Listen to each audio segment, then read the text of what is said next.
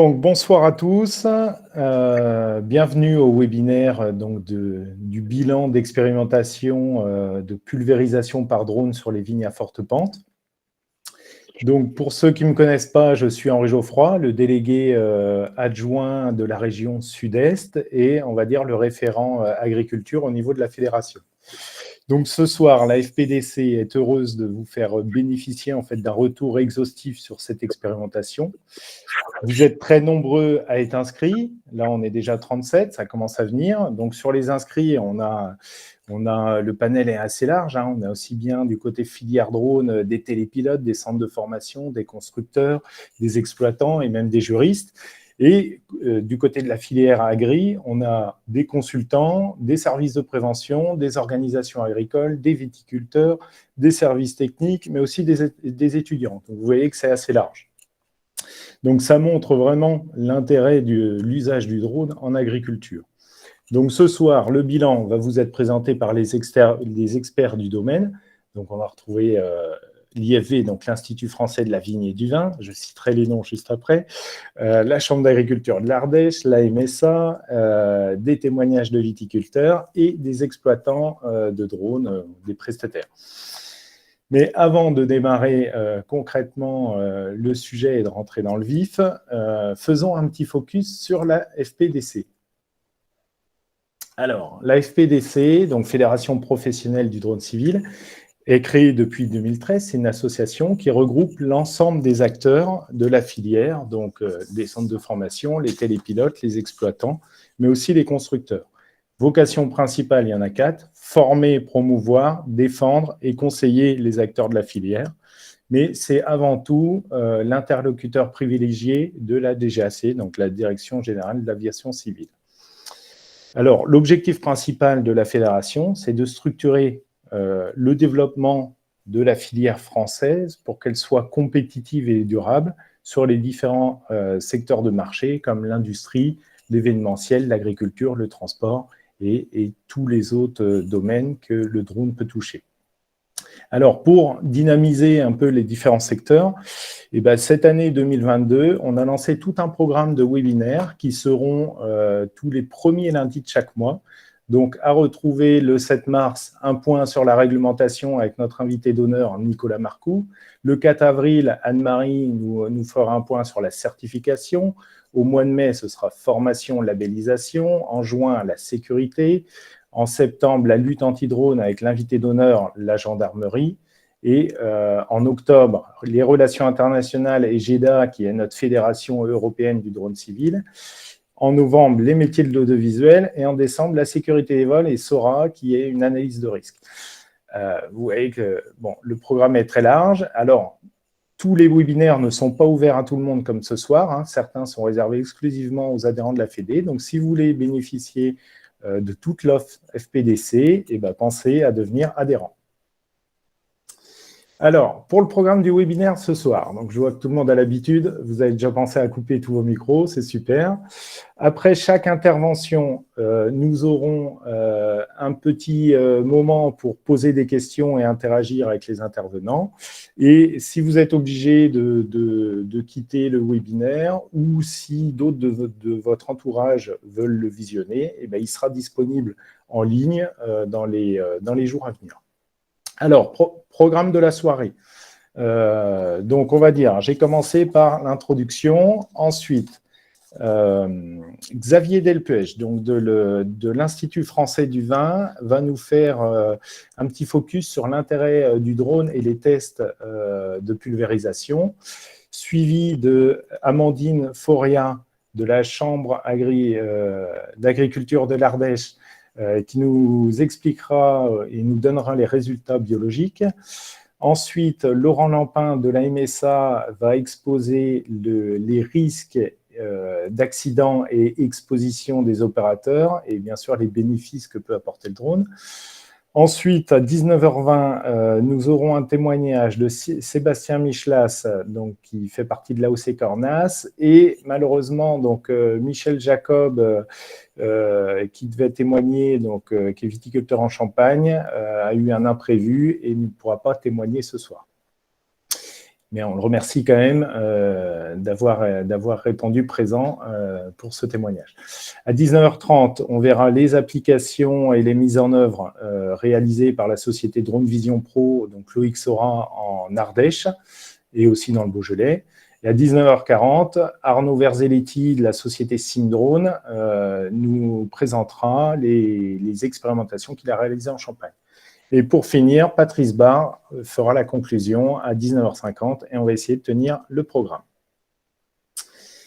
Alors, vraiment une petite entrée en matière au niveau du contexte et de la réglementation. Alors, comment utiliser les drones pour l'épandage en agriculture? En fait, j'ai mis 2 points de vue. D'un point de vue agricole, il faut savoir que l'épandage aérien de produits phytosanitaires, hein, PPP, c'est produits phytosanitaires, est interdit depuis 2015, qu'il soit classé en agriculture bio ou non. Alors, ça comprend les micro-organismes, les médiateurs chimiques et les substances naturelles. Ne sont pas compris dans cet arrêté les macro-organismes comme les trichogrammes, les produits à faible risque, donc des substances de base, des substances naturelles et des biostimulants, les fertilisants et les semences. Attention, dans semences, ne sont pas considérées, enfin les semences traitées ne peuvent pas être épandues par drone en aérien. Enfin, pas épandues en aérien tout court. Du point de vue réglementation aéronautique, il faut retenir 2 grandes lignes. On est quand même sur des drones qu'on appelle des gros porteurs pour faire des travaux aériens. Donc, quand on a un drone qui est en dessous de 25 kg, on est sur un scénario standard. Et on va dire que c'est des drones qui ont des capacités d'emport de 10 litres ou 10 kg pour ne pas dépasser 25 kg. Dépasser ce poids, l'exploitant de drone va être obligé de réaliser ce qu'on appelle une SORA, hein, c'est une analyse des risques sur une méthodologie aéronautique pour faire évoluer un drone de plus de 25 kg. Donc voilà, un peu dans les grandes lignes, l'aspect contexte et réglementation. Donc, maintenant, je vais passer la parole à Xavier, qui va nous débriefer sur les aspects techniques de la pulvérisation par drone et les tests qui ont été mis en place pour tester la pulvérisation. Xavier, je quitte la présentation et te laisse la main. Tu as 15 minutes pour intervenir. Tu n'as pas mis ton micro. Excusez-moi. C'est bon là cette fois-ci? Vous m'entendez? Bon, merci Henri pour cette introduction. Je vais aussi partager mon écran. Voilà, donc l'intégralité de votre écran.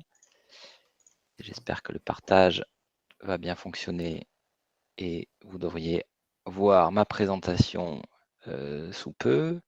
C'est bien le cas? Oui, super, ça marche. Parfait. Donc merci Henri pour cette introduction. Donc je suis Xavier Delpuech de l'IFV. Je travaille au sein de l'UMT Ecotech qui est basé à Montpellier et qui associe IFV Inrae et dont on va dire le domaine d'expertise et de compétences est autour de la qualification des appareils de pulvérisation en vigne. Donc ce qu'on fait, c'est qu'on fait des mesures d'efficacité de pulvérisation. On fait aussi des mesures de caractérisation de la dérive aérienne avec des dispositifs que vous voyez un petit peu sur mon fond d'écran et que je vais ensuite vous montrer. Donc, et en fait, toute cette expertise-là, hein, à la fois en termes de qualité de pulvérisation et de dérive, on l'a mis au service de l'évaluation de la pulvérisation par drone en vigne de forte pente. Alors, si en introduction, hein, pour juste resituer les choses, mais je vais aller assez vite parce que mes collègues pourront revenir largement dessus par la suite. Voilà, il faut bien comprendre en fait qu'il y a un fort intérêt pour la pulvérisation par drone dans des types de vignobles assez spécifiques, qui sont des vignes qui sont non mécanisables, en forte pente, où la seule solution actuelle, c'est d'appliquer les traitements phyto en passant soit à l'atomiseur à dos, hein, c'est le cas de la photo que vous avez ici, soit sur des petites chenillettes qui sont aussi des petits véhicules assez lourds et assez compliqués à manier, avec tout ça évidemment des risques d'exposition et des risques d'accident. Donc des grandes difficultés, ça prend du temps, c'est très pénible, d'où l'intérêt vraiment de mettre en œuvre les drones de pulvérisation dans ces situations-là. Donc, ce qui a amené, alors le problème, c'est que les traitements aériens sont interdits en France, mais ce qui a amené quand même, on va dire, les professionnels, hein, avec l'apparition des drones de pulvérisation, à demander, hein, aux législateurs d'ouvrir la possibilité de mettre en place un cadre réglementaire pour expérimenter les drones d'épandage. Et ce cadre-là, s'est ouvert sur 3 ans, hein, grosso modo entre 2019 et 2021. Et c'est dans ce cadre-là qu'on a inscrit un certain nombre de projets, dont le projet Pulvédrone, voilà, dont l'objectif était d'acquérir des références sur la qualité de pulvérisation et le risque de dérive aérienne. Donc c'était un projet qui était financé par France Agrimer, qui a associé IFV, INRAE, mais aussi le CTIFL, parce qu'on a travaillé sur Verger. Enfin, le CTIFL a travaillé sur Verger, même si j'en parlerai pas aujourd'hui, hein, puisque voilà, mon discours concerne les vignes. Avec l'Institut technique tropical, parce que la banane aussi elle peut être intéressée par ce type d'application. Et voilà, là, c'est le petit logo de l'UMT Ocotech voilà, qui est un peu la structure de recherche dans laquelle on s'inscrit. Alors, ce qu'on voulait faire dans ce projet, c'est d'abord s'intéresser à la qualité de pulvérisation, tout simplement parce que c'est le prérequis d'une bonne protection phytosanitaire. Donc, il faut rappeler quand même que la vigne, elle est attaquée par des champignons, hein, que ce soit le mildiou ou l'oïdium, qui peuvent avoir des dégâts considérables et entraîner des pertes de récolte quasiment totales. Donc, on est obligé de traiter, hein, que ce soit en conventionnel ou ou en production biologique. Et quand on veut traiter, l'important, c'est de pouvoir maîtriser la dose qu'on apporte à l'hectare, puisque c'est ça qui va faire l'efficacité. Donc, respecter la dose consigne qu'on souhaite mettre et ensuite être en capacité de bien cibler le produit sur les feuilles pour avoir une protection efficace. Donc, pour évaluer tout ça, comment on fonctionne? On travaille avec des colorants, en fait, parce que c'est beaucoup plus pratique à mesurer et à travailler qu'avec des vrais produits phyto. On va pulvériser un colorant alimentaire par drone sur une parcelle ou une sous-parcelle de vigne, on va dire, hein. Donc là, par exemple, vous avez sur l'image, hein, alors la qualité de la photo est pas terrible, mais elle était bien géoréférencée. Vous avez la trajectoire du drone, hein, qui est représentée par les petits points rouges. Et puis les points oranges, là, ce sont des points d'échantillonnage qu'on a mis en place dans la parcelle, hein, vraiment au milieu, hein, pour éviter les effets de bordure. Et sur chacun de ces points, en fait, on a équipé le cep avec des petits collecteurs qui sont des collecteurs en PVC, qui sont agrafés aux feuilles et qui sont répartis dans tout le feuillage de la vigne pour qu'on puisse avoir vraiment une appréciation de la qualité de pulvérisation à une échelle assez fine et qu'on va pouvoir mesurer sur chacun de ces collecteurs la quantité de colorant qui s'est déposé, en l'occurrence, et donc voir vraiment l'efficacité, l'efficience de la pulvérisation voilà, au cours de l'essai. Donc après, évidemment, on peut s'amuser à tester différentes bulles, à tester différentes configurations et on a mis en place comme ça tout un panel d'essais, dans différents vignobles, puisque l'objectif, c'était vraiment d'avoir une vision un peu complète de la technologie et de son comportement dans différentes situations. Donc on a travaillé, dans les vignobles de forte pente, hein, évidemment, qui sont en l'occurrence situés en Alsace, dans le Beaujolais, dans les Côtes-du-Rhône septentrionales, hein, vers Cornas. Et puis aussi, il y en a un petit peu dans les Pyrénées-Orientales. Alors, c'est pas exhaustif, hein, il y a évidemment d'autres vignobles de forte pente, mais on va dire qu'avec ces 3-4 régions-là, on avait quand même une partie significative du vignoble voilà, qui étaient intéressés par cette technique-là et au moins on a pu appréhender un petit peu la technologie dans ces différentes situations. Alors on a travaillé avec différents appareils, bon, je les ai mis là pour mémoire. L'objectif, c'est pas de comparer les appareils, hein, on est bien d'accord, hein, c'est vraiment de faire, on va dire, l'état de l'art de la technologie. Donc on a travaillé avec du DJI, on a travaillé avec Aero 41, on a travaillé avec Drone Vision Pro. Et donc voilà, et ça c'est uniquement sur vigne, mais aussi on a travaillé avec d'autres constructeurs sur Verger. Donc après, ce qu'on a pu commencer par regarder, c'est vraiment la capacité de la technologie à, à bien répondre au cahier des charges de la pulvérisation, c'est-à-dire être en capacité à bien respecter les consignes qu'on lui donne. C'est le premier point à vérifier, hein. C'est-à-dire que si on veut mettre une quantité à l'hectare qui soit définie, ben, il faut que le drone ait une vitesse conforme et stable tout au cours de son vol. Et là, ce qu'on a pu observer, c'est qu'on avait des coefficients de variation très faibles, hein, inférieurs à 2%. Donc on a bien une bonne conformité du drone à respecter le plan de vol et la vitesse. Voilà, alors les vitesses, là, j'ai mis la gamme de vitesses qu'on peut retrouver, hein, suivant les réglages et les drones, hein, entre 1 et 3 mètres secondes. À côté de ça, on a pu aussi constater que les débits étaient là aussi conformes et stables, hein. Donc les débits, c'est la quantité, hein, de produits de bouillie qui passe par les buses en litres par minute. Et puis, ben, voilà, ramener ensuite à l'hectare, ça permet d'assurer qu'on a bien respecté la dose de produits en quantité par hectare qui est mise. Donc là aussi, hein, les débits étaient très, très stables, donc entre 100 et 140 litres. Alors ça peut être un peu moins, c'est rarement plus, parce qu'après ça pose des questions un peu de mise en œuvre opérationnelle, mais voilà, c'est à peu près la gamme de débit qu'on a pu tester avec les drones de pulvérisation. Là encore, une fois, avec une bonne conformité, une bonne stabilité, et puis les trajectoires, hein, voilà, le respect du plan de vol était là aussi régulier et bien conforme. Donc un premier point qui valide vraiment la capacité opérationnelle des drones de pulvérisation à assurer les prérequis d'une pulvérisation, c'est-à-dire mettre la dose à l'hectare qui est demandée. Évidemment, ça ne suffit pas parce que cette dose à l'hectare, il faut qu'elle soit ciblée sur la vigne, hein, et qu'elle ne tombe pas entre deux pieds de vigne, ou qu'elle ne soit pas exportée en dehors, voilà, par les flux d'air, par exemple. Donc, ce qu'on a pu mesurer ensuite, c'est la qualité de pulvérisation au sein du feuillage, hein, avec les collecteurs qu'on vous a montrés.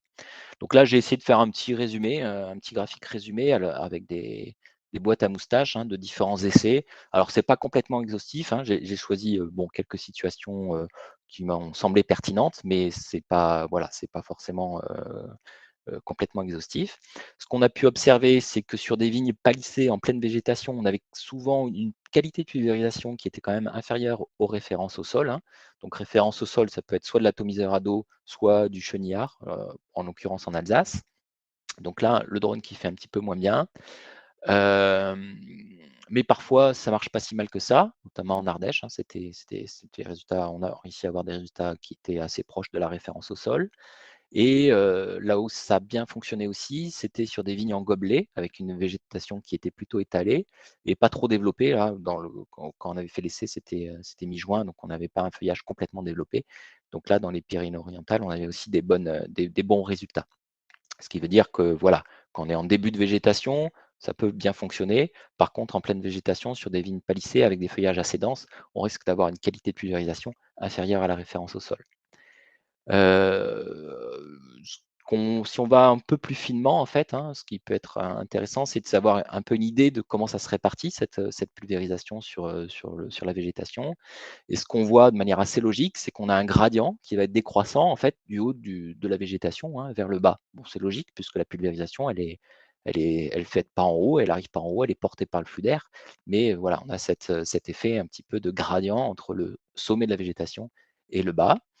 Donc vous avez ici sur la diapo en fait une cartographie, hein, des dépôts, hein, représentés sur le petit schéma, avec les dépôts, hein, la quantité les plus importantes qui sont dans les couleurs violettes à bleu foncé là, hein, voilà, et les quantités les plus faibles qui sont sur les couleurs rouges. Et on voit que la zone, hein, qui est au cœur du feuillage, en bas du feuillage, ben, c'est elle qui est la moins bien traitée. Le problème, c'est que c'est là aussi qu'on a les grappes. Et les grappes, ben, sont importantes à protéger si on veut assurer une bonne protection. Donc voilà, il y a un point de vigilance là sur cette zone des grappes, ce qui veut dire qu'en situation de pression de maladie, hein, et suivant le contexte de vignoble, on sera peut-être amené à recommander des passages au sol en complément du drone. Je passe, oui, il ne faut pas que je traîne, mais ça va. J'essaye de garder le temps. Donc, je passe sur la mesure de la dérive aérienne. Donc, la Il te, dérive aérienne, il te reste 4 minutes. ouais, j'ai regardé, ouais. La dérive aérienne, donc c'est, pour expliquer bien ce que c'est que quand on réalise une pulvérisation au sein d'une parcelle, eh ben, il y a une petite partie qui peut être transportée par le vent en dehors de la parcelle. Et donc c'est ça la dérive aérienne. Et donc ce qu'on veut mesurer, c'est cette partie qui va contaminer, l'environnement extérieur à la parcelle. Ça peut être un environnement naturel, mais ça peut être aussi éventuellement, des riverains ou des passants qui sont là. Donc c'est vrai que c'est une problématique importante à prendre en compte et sur lesquelles les pouvoirs publics sont particulièrement vigilants. Donc pour mesurer ça, en fait, on l'a pas fait sur le terrain parce que c'est compliqué à mettre en œuvre. Voilà, le vent, il est toujours variable, on ne sait jamais dans quelle direction il est, etc. Donc on préfère travailler avec nos dispositifs en conditions, on va dire, semi-contrôlées, basés sur Montpellier, qui consistent, voilà, vous avez sur la photo, hein, en un mur de ventilateur. Donc on va pouvoir générer le vent qu'on veut, dans la direction qu'on veut et puis à la force qu'on veut. Et puis une espèce de vigne artificielle, hein, sur lequel va se faire l'épandage. Là aussi, on travaille avec un traceur. Et ensuite, on doit, à 5 mètres du bord de cette parcelle, hein, de cette parcelle artificielle, hein, on a notre dispositif de collecte. Et donc, entre les deux poteaux que vous voyez, bon, ça m'étonnerait que sur la photo vous voyez bien, mais il y a des fils en nylon qui sont tendus, hein, qui sont positionnés tous les mètres. Ce sont des fils qui font 2 millimètres, donc ils ne perturbent pas les flux d'air, mais par contre, ils vont être suffisamment gros pour qu'on puisse collecter des micro-gouttelettes qui passent à travers ce plan-là et mesurer ainsi la dérive. Donc, à noter quand même qu'on travaille sur des vitesses de vent qui sont de l'ordre de 17 km/h, hein, dans la zone de collecte. C'est un vent qui est quand même relativement soutenu. On est proche de la limite réglementaire qui est de 19 km/h, hein. Donc voilà. Mais c'est un peu volontaire pour se mettre un peu en situation, on va dire, limite et de bien discriminer les différentes modalités. Donc les résultats qu'on a pu avoir, c'est qu'on pouvait avoir des résultats très contrastés sur le drone, hein, en fonction de la façon dont on faisait ces passages-là. Donc vous avez un petit graphique là, qui représente l'indice de dérive aérienne en ordonnée. Et donc plus les barres sont hautes, plus cet indice de dérive est haut, et moins c'est bien, hein, puisque évidemment notre objectif c'est d'avoir le moins de dérive possible. Et donc, on voit qu'un drone qui est équipé de buses TXA qui font des fines gouttes, en fait, peut avoir un indice de dérive qui est assez élevé. Mais le même drone, quand il est équipé de buses anti-dérive, hein, en l'occurrence des Lechler IDK, eh ben, on le retrouve au niveau de l'atomiseur à dos et du Chineyard. Donc vraiment, voilà, c'est quelque chose qui est intéressant et qui montre que la technologie, si elle est utilisée avec un certain nombre de règles un peu prudentes, eh ben, peut être tout à fait comparable à des références au sol sur l'aspect dérive aérienne. Et ça peut être même plus intéressant, puisque si on regarde un petit peu la différence de couleur que j'ai mis, hein, le bleu, c'est ce qu'on a collecté entre 0 et 2 mètres, donc plutôt proche du sol, et l'orange, c'est ce qu'on a collecté au-delà de 2 mètres. Et on voit qu'en fait, avec le drone, il y a un effet plaquage vers le sol, et donc on collecte beaucoup sur le 0,2 mètres, ce qui veut dire que potentiellement, ça ira moins loin, en fait. Alors que sur d'autres appareils, ben, voilà, au-delà de 2 mètres, on peut collecter de manière plus importante que sur le drone. Donc ça peut même être, si on regarde que ce critère-là, plus intéressant. Alors, je vais terminer parce que voilà, il est temps et avec quelques éléments de conclusion, hein. On a une technologie drone qui est aujourd'hui opérationnelle, qui permet une bonne maîtrise des paramètres de pulvérisation, et un drone qui va répondre à des problématiques de vie non mécanisable à forte pente, avec des points de vigilance malgré tout. En cas de pression maladie forte, où il faudra compléter avec des passages au sol, il faudra tenir compte et gérer le risque de dérive en présence de vent, sachant toutefois qu'il existe aussi des marges d'amélioration, hein, on est sur quelque chose d'assez nouveau. Et bon, voilà, une réglementation par contre qui reste un frein aujourd'hui et qui, on espère pouvoir faire évoluer dans les années qui viennent. Voilà, je termine là en ayant à peu près respecté le temps et puis avec une petite diapo aussi de remerciements parce qu'il y a beaucoup, beaucoup de personnes qui ont été impliquées dans ces essais. Je ne vais pas tous les citer, mais je laisse 2-3 minutes pour que vous puissiez éventuellement regarder un petit peu avec qui on a travaillé. Merci. Bien. Et Merci à toi, Xavier. Merci pour tout le travail que vous avez réalisé et votre engagement aussi dans l'utilisation du drone. Alors, on peut peut-être demander à nos spectateurs s'ils ont quelques questions. On peut prendre une ou deux questions en direct si vous voulez. Donc, j'ai vu une question passer sur justement les hauteurs de vol pour la dérive, mais tu as répondu dans la foulée. Donc, est-ce que quelqu'un a une question ? sur les hauteurs de vol, je ne sais pas si j'ai répondu parce on avait testé aussi des hauteurs de vol différentes. Bon, là, les résultats que j'ai présentés étaient à une hauteur standard de 3,50 m, hein, par rapport au sol. Donc, ça fait à peu près 2 mètres au-dessus de la végétation. Évidemment, plus on passe bas, plus on limite la dérive. Mais par contre, on va avoir un peu plus de risques. Donc, ça veut dire aussi souvent qu'il va falloir passer peut-être plus doucement et bon, voilà, s'assurer qu'il n'y a pas de problème d'accrochage ou de risque vis-à-vis du vol du drone. Après, je ne sais pas s'il y a d'autres questions, tu les poses, Henri, c'est ça? Il y a une question. Avez-vous un classement de la qualité d'application des drones entre les différents constructeurs?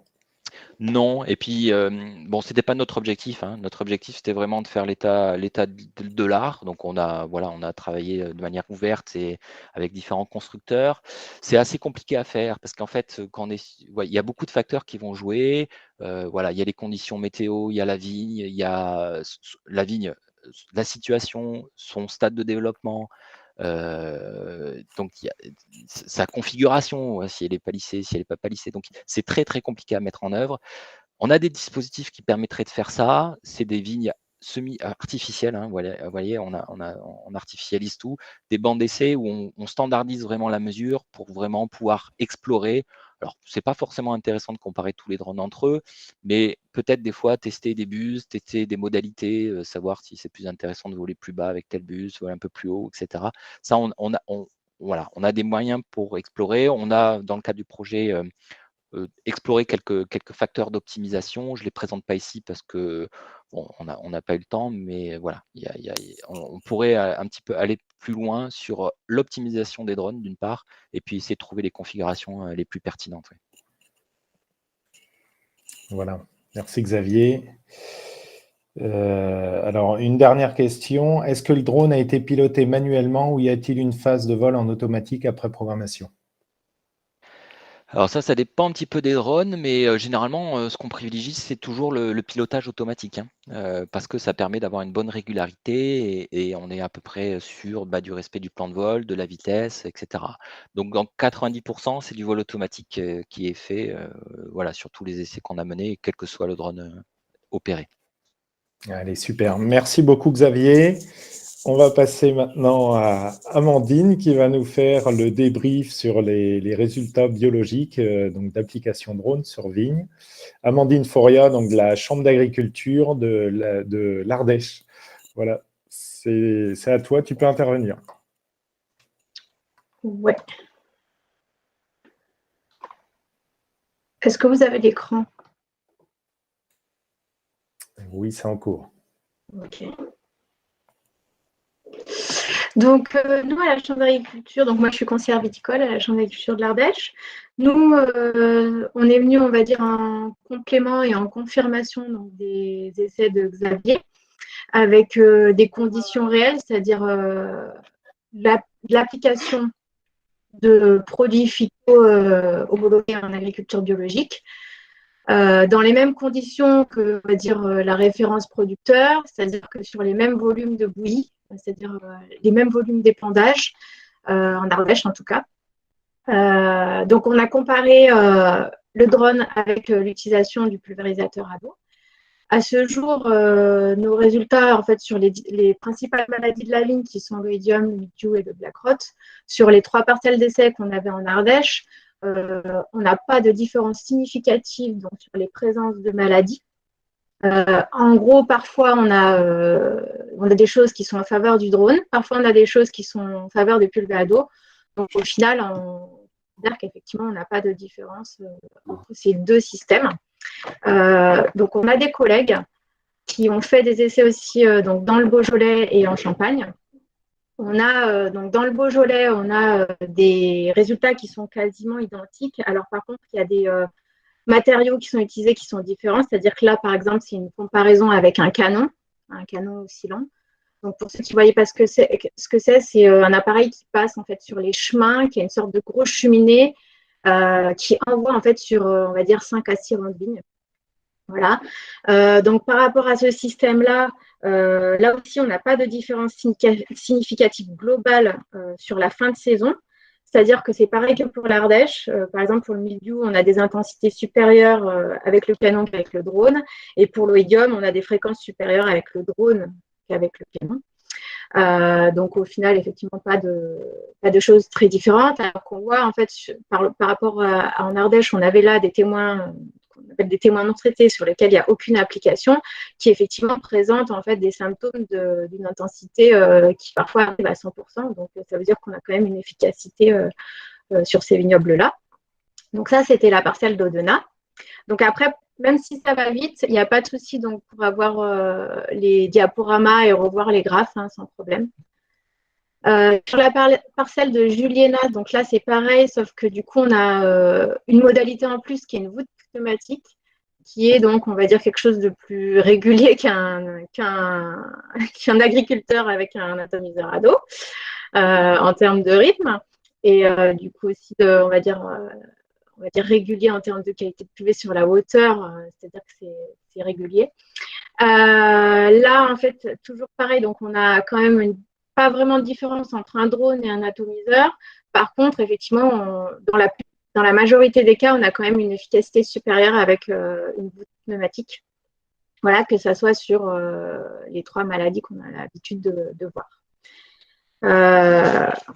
Ensuite, donc, il y a eu aussi des essais en Champagne. Donc, j'ai regardé ces essais récemment.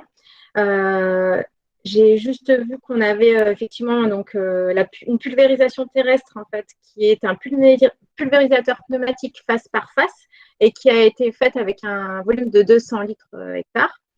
Et comparé donc à du drone qui a été fait, lui, à 100 litres hectare. Donc là, en fait, on est sur un immeuble qui a quand même des pressions qui sont assez fortes. Donc, sur une fin de millésime, on se retrouve avec des résultats drone qui ne sont pas, pour moi, qui ne sont pas assez satisfaisants, en tout cas au niveau des résultats. Alors, effectivement, on a une légère efficacité du drone, mais par rapport effectivement à la pulvérisation terrestre qu'on voit, on a des choses quand même avec des pertes de récolte non négligeables. Voilà. En sachant que, comme l'avait dit Xavier, là, on est sur des vignobles donc, qui sont différents, avec des climats différents, avec des différentes, avec aussi des modes de conduite qui sont différents, c'est-à-dire il y a des vignobles sur lesquels on met les grappes à l'air, on fait différents travaux en fait pour pouvoir atteindre les grappes avec le pulvérisateur. On a aussi des charges différentes, c'est-à-dire des emplacements qui peuvent être différents en fait, et qui peuvent, on va dire, favoriser ou non l'apparition de ces fameuses maladies. Donc, c'est aussi difficile de les comparer entre eux. Comme le disait Javier, on est quand même sur du cas par cas avec des drones différents et aussi des situations différentes en termes de territoire. Voilà, en sachant aussi que c'est pédagogique de répéter, mais c'est ce qu'il a dit, c'est-à-dire qu'aujourd'hui, l'objectif quand même de ces experts, c'était de voir au cours d'une saison comment le drone pouvait se comporter quand on faisait une majorité des traitements par drone. Mais l'objectif final en fait de la mise en œuvre concrète, ça sera en fait de venir compléter une saison où de faire quelques traitements, mais pas l'intégralité de ces traitements. En tout cas, ce n'est pas forcément ce qui est visé dans l'objectif final pour l'instant. Voilà.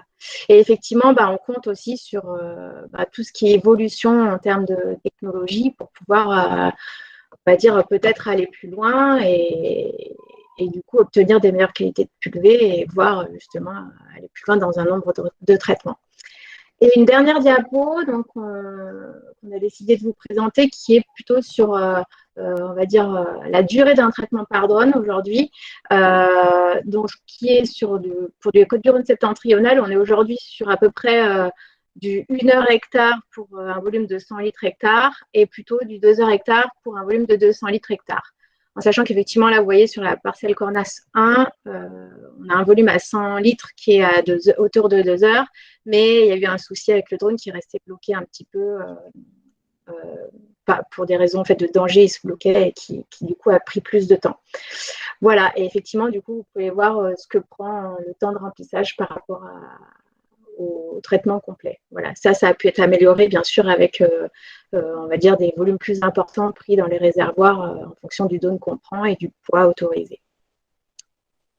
Et donc, moi, j'en ai terminé. Je ne sais pas si j'ai respecté mon temps. Je pense que oui. Super, Amandine, merci. Tu nous as même permis de rattraper un peu le temps. Xavier me dira merci. Voilà, alors si vous avez des questions, c'est le moment, ou sur le chat, ou vous pouvez ouvrir le micro et prendre la parole directement.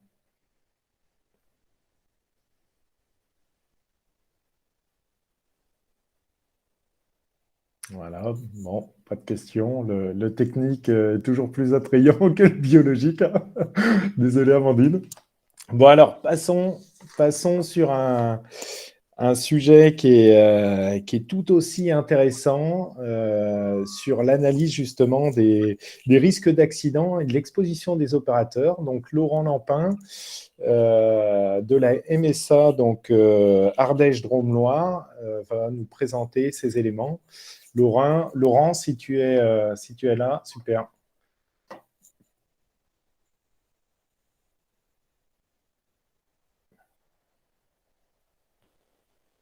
Alors, juste mettre le micro. Voilà. Est-ce que vous avez la présentation?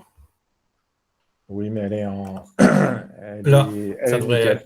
Super. C'est parfait. Bon, bonsoir à tous. Donc effectivement, j'ai eu la chance de pouvoir participer à la partie santé, sécurité, prévention des risques de l'ESSEC qui a été encadré, donc celui qui a été encadré par la Chambre d'agriculture de l'Ardèche. Et on a, nous, MSA, avec une équipe pluridisciplinaire, donc, qui est composée de médecins, d'infirmières et de techniciens conseillers en prévention. On a pu répondre à une partie de l'arrêté, parce qu'effectivement, cette possibilité de faire un essai était encadrée par un arrêté, par une réglementation, et donc on avait pu, il demandait parmi les différents points, deux qui concernaient plus la MSA et notre service, c'était de caractériser les risques d'accident du travail. Donc, j'aime pas trop ces termes, mais c'est plutôt d'être capable d'identifier les principaux risques professionnels liés à un usage de drones dans le sujet qui nous intéresse, et puis demander aussi de caractériser l'exposition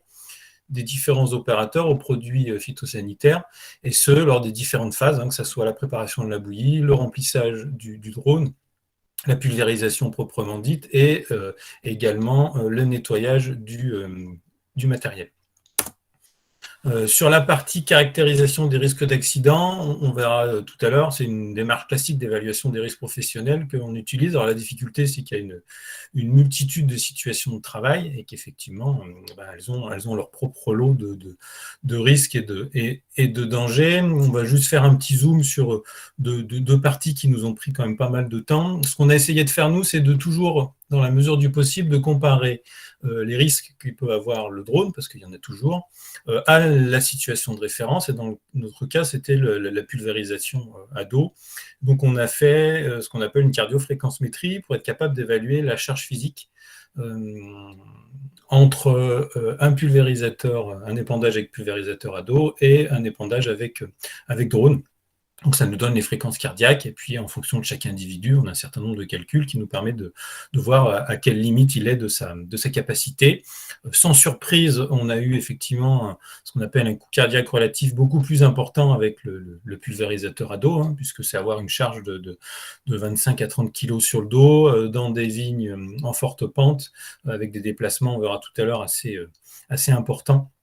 Mais lors de ce coût cardiaque relatif, il était pas négligeable au niveau du pilotage de drone. Déjà parce qu'il peut y avoir une activité physique liée à la manutention du drone. Il peut y avoir une accessibilité à la parcelle, des déplacements sur ces vignes en forte pente.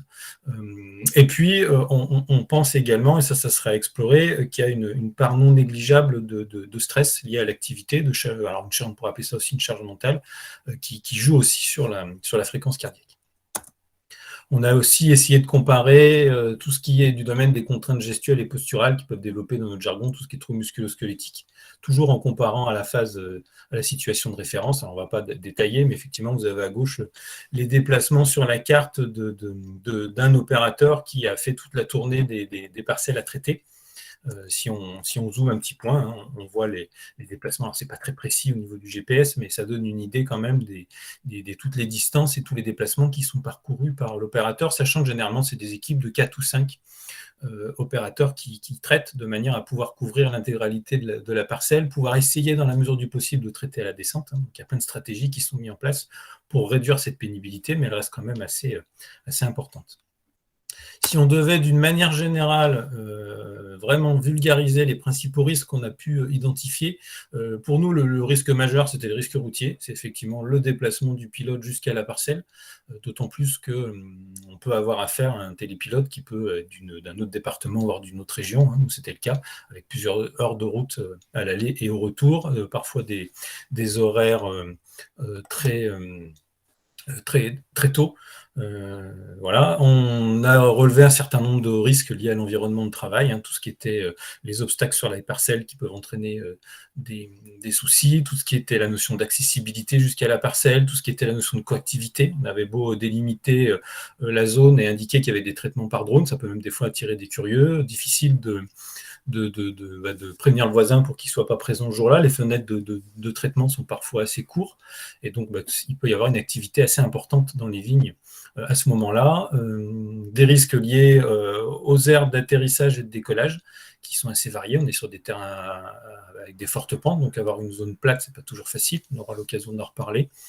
Un certain nombre de manutentions, une exposition aux produits phytosanitaires, et puis éventuellement des projections de débris liés à l'usage du drone. Et puis, dans une moindre mesure, on a pu relever éventuellement des risques psychosociaux liés à la charge mentale liée au pilotage du drone.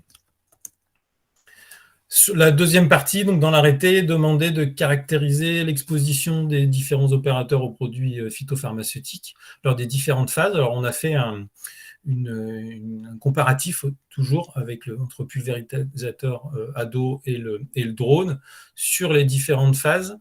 Donc en situation réelle, même si c'était une simulation, donc c'était une parcelle de l'essai, de manière à limiter au maximum les biais, c'était la même parcelle, la même bouillie de départ, la même journée, voilà, de manière à limiter, même si le vent s'est levé en défaveur du drone, on essayait de limiter au maximum les biais, c'était avec un colorant, et ça s'est passé en juin 2021. Au niveau de la préparation, qui était commune, pas une de contamination très importante. Donc là, vous avez un petit bonhomme qui est représenté avec un code couleur. Les couleurs vert clair, c'est l'exposition la plus faible de ce qu'on a pu relever et mesurer comme produit chimique sur la combinaison, puisque ce qui nous a servi, nous, de traceurs, tout à l'heure, Xavier parlait de petites cartes en plastique. Nous, en fait, c'est l'intégralité de la combinaison qui, pour chaque phase, a été prélevée, découpée en morceaux, de manière à être capable d'identifier quelle quantité de produit reçoit l'opérateur, sur quelle partie du corps, et comme on a couplé ça avec des observations, être capable également de dire à quel moment l'opérateur a pu se contaminer. Alors, les chiffres ne sont pas très importants, c'est surtout cette codification couleur qui permet de repérer sans trop de surprise. C'est une activité manuelle, c'est principalement les mains et les gants et les avant-bras qui étaient contaminés lors de cette phase de préparation de la bouillie.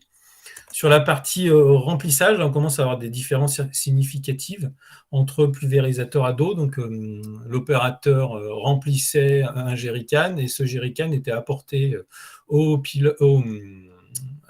à l'opérateur en charge du traitement avec un pulvérisateur à dos, de manière à pouvoir remplir le matériel. Dans le cas du drone, on avait une étape en moins, puisqu'on remplissait directement une cuve amovible qui était replacée sur le drone.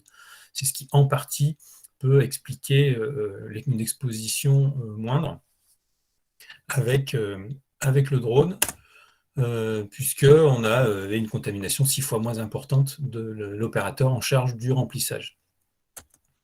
Sur la partie pulvérisation, c'est là où on a eu les différences les plus flagrantes, puisque dans le cadre du pulvérisateur à dos, l'opérateur est quasiment au milieu de son nuage de traitement. Les seules parties qui ont été épargnées, c'est le dos, parce qu'elle était en partie protégée par le PUV.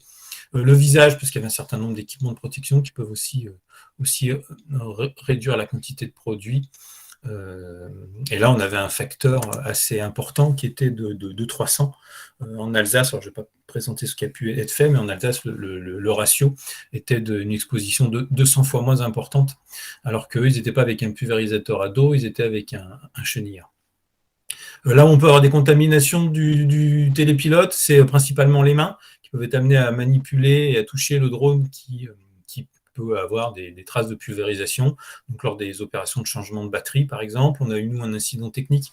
Le vent s'est vraiment levé et donc il y a eu un petit souci au décollage et donc il a été nécessaire de changer une hélice. Et puis, on voit au niveau de la cuisse, et en fait, c'était les contaminations sur les mains où l'opérateur avait tendance à essuyer sa main, on fait des fois en cuisinant ou en bricolant, à essuyer ses doigts sur la cuisse. C'est pour ça qu'on a eu une zone un peu plus contaminée. Et puis la phase de nettoyage, où là, on n'a pas repéré de différence très significative, que ce soit au nettoyage du pulvérisateur à dos ou le nettoyage du drone, sachant que le drone s'était réalisé sur place, puisque l'opérateur était équipé d'une citerne avec une petite pompe, de manière à pouvoir nettoyer son matériel directement sur place. Alors on a sur le pulvérisateur à dos principalement des éclaboussures, hein, au niveau des membres inférieurs, au niveau des jambes. Donc nous, l'idée, hein, c'était voir à quel moment on se contamine, à quelle phase, quelle partie du corps, de manière à ce qu'on puisse éventuellement faire des préconisations et modifier les pratiques. En termes de conclusion, elle est à peu près équivalente à ce qu'on avait pu avoir sur la partie accident du travail ou prévention des risques, enfin, risques professionnels. On a repéré et on est un gain assez important vis-à-vis de nos situations de référence. Donc nous, je le rappelle, dans les départements de Drôme et d'Ardèche, c'est un pulvérisateur à dos. Par contre, lié à la diversité des matériels et des pratiques, il nous semble quand même important d'entamer une réflexion de manière à formuler alors soit des recommandations, soit de la réglementation, ça c'est pas nous de le décider, qui permettrait de sécuriser au mieux cette pratique de pulvérisation. On a eu des cas, hein, sur certains essais où il y a eu ce qu'on appelle un mode dégradé, c'est-à-dire que ça n'a pas fonctionné tel que ça a voulu, et on a pu avoir des cas assez rares où l'épandage avec drone, alors surtout sur des phases pas d'application, mais des phases de remplissage du drone, par exemple, si ce qu'on a prévu avec un remplissage de drone avec un pistolet ne fonctionne pas, ça nécessite d'utiliser un certain nombre d'outils qui peuvent être à l'origine de contamination. Donc effectivement, ça nécessite un certain nombre de recommandations ou de réglementations. Si nous, on peut déjà actuellement, de manière provisoire, formuler des préconisations, tout ce qui est système et dispositif sans contact pour la préparation de la bouillie ou le remplissage du drone, forcément, ça va limiter les contaminations. Limiter au maximum tout ce qui est étape de transvasement, tout ce qui peut être bidon intermédiaire, tout ce qui peut être l'utilisation d'accessoires, de devoir utiliser une éprouvette graduée ou un bécher gradué pour mesurer la quantité de bouillie, tout ça c'est une source de contamination. Donc on recommande effectivement l'utilisation éventuellement d'un pistolet, qui peut même être équipé d'un volucompteur pour doser de manière précise. Ça nous amène aussi à la cuve. Nous, on y a vu un grand intérêt d'avoir une cuve amovible. Alors, ça ne me semble pas obligatoire, mais c'était un vrai plus dans notre situation, qui en plus était gradué et équipé d'une large ouverture avec un bouchon imperdable, ce qui peut faciliter et éviter des contaminations de l'opérateur.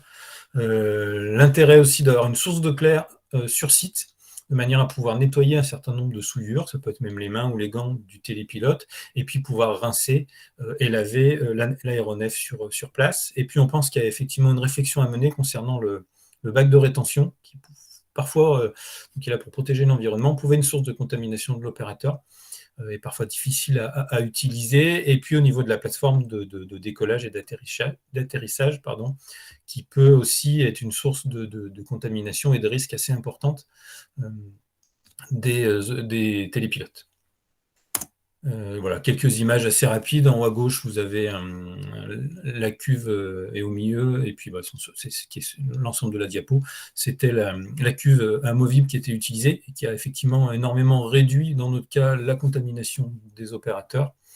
Et puis quelques exemples de plateformes qui étaient utilisées, qui peuvent peut-être être une piste à creuser. Alors il y en a un grand modèle en Alsace, parce qu'effectivement c'était tout à fait possible d'utiliser, qui en plus était une remorque qui pouvait s'abaisser, donc limiter le risque de chute de hauteur. Et puis on a le véhicule qui a été utilisé en Alsace, qui effectivement permet à la fois d'aller au plus près des parcelles, avec un dispositif de rétention, qui par contre peut présenter aussi des risques de chute de hauteur si l'opérateur a besoin de monter sur le véhicule. Voilà, j'ai essayé d'être le plus rapide possible. C'est un sujet qui était très très vaste, mais que vous ayez au moins un certain nombre de conclusions de cette partie de l'étude, tout au moins qui a été menée en Ardèche. Merci beaucoup, Laurent. Juste, je reprends, la remorque rouge, c'est en Champagne, pas en Alsace. Ah oui, bon, pardon, effectivement, tu as raison. Alors, chers spectateurs ou participants au webinaire, est-ce que vous avez des questions? Vous pouvez prendre la parole en ouvrant le micro ou utiliser le chat.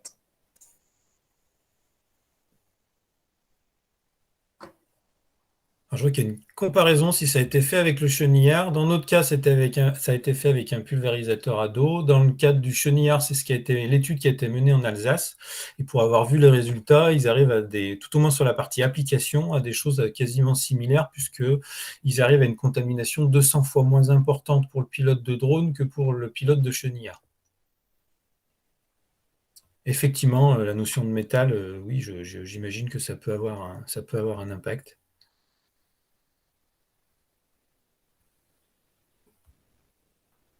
Voilà, il y avait un autre commentaire aussi sur la pression du temps et de la fatigue sur la pulvérisation manuelle, donc qui est terrible pour la santé des employés. Donc ça confirme aussi ce que tu disais.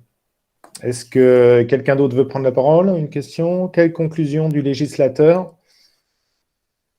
Ça fait partie des sujets qui peuvent fâcher, qu'on peut garder pour la fin, non? En fait, ou alors on peut dire très rapidement que en fait, l'ensemble des essais qui ont été menés ont été adressés au ministère de l'Agriculture qui avait encadré ces essais, et qu'un organisme qui s'appelle l'ANSES est là pour évaluer la pertinence. C'est eux qui font les autorisations de mise sur le marché des produits phytosanitaires. Ils sont là pour évaluer la pertinence en fonction de l'ensemble des éléments qu'on a envoyés d'autoriser ou pas cette pratique. En gros, s'il faut résumer, c'est ça. Très bien, merci Laurent. Une petite question là, Benoît Noderdèche. Oui, Benoît. Vous m'entendez? Oui. Juste par rapport à l'analyse MSA, là, je trouve que vous n'avez pas beaucoup insisté sur vous avez fait des préconisations sur les manipulations vis-à-vis du drone. J'ai pas eu l'impression, ou alors j'en ai raté un peu, j'ai été dérangé, sur les manipulations qu'on fait quand on déplace des atomiseurs à dos. Et est-ce que vous avez fait un prorata quand vous dites aussi nombre de personnes qu'on utilise pour faire un hectare, par exemple, un atomiseur à dos, par rapport à un hectare en drone? C'est-à-dire, il y a un seul drone. Certes, on voit déjà les contaminations de l'applicateur, mais en plus, quand on sait qu'il y a 4 ou 5 applicateurs des fois pour faire le même travail, les proportions de contamination, bon, on le sait tous, mais je pense que pour aller taper auprès du législateur, il faut quand même être, à mon avis, très terre à terre par rapport à ces proportions-là, qui, à mon avis, sont diamétralement plus importantes. De la même manière, vous avez fait l'étude sur le cardio d'un seul applicateur, à peu près similaire. Bon, moi, ça me paraît étonnant, parce que quand on voit les secteurs où on applique, des fois, c'est très compliqué. Mais quand on sait qu'il y a 4 ou 5 applicateurs, ça se superpose aussi. Voilà. Alors, pour répondre à vos interrogations, tout ça a été pris en compte, si ça peut vous rassurer. On est un peu pris par le temps sur le détail, mais effectivement, tout ça a été pris en compte. Il y a toute une partie des nombreuses heures d'observation avec 3 exploitations dans le cadre de l'Ardèche différentes, 14 mesures qui ont été faites sur les cardiofréquences-métrie, rien que pour les viticulteurs. Donc, on n'en a pas fait beaucoup pour le pilote de drone parce qu'elle se superpose et on avait un seul opérateur, un seul pilote, mais ça a été comparé à 14 enregistrements qui ont été faits sur d'autres viticulteurs de 3 domaines et sur 7 opérateurs différents, de manière à pouvoir relativiser les données et limiter les disparités liées à l'âge, liées à l'effort physique, liées aux parcelles, etc. Et puis, on a eu toute une partie comparative aussi de compréhension de l'activité, alors que nous, on connaissait, mais pour que le législateur puisse avoir une vision très précise de ce qui est fait. Après, c'est des choses il y a des viticulteurs qui sont présents, qui pourront éventuellement rebondir là-dessus, mais effectivement, tout ça a été pris en compte de présentation et d'explication de l'activité pour que le législateur ait le plus d'éléments en main pour prendre la bonne décision. Merci.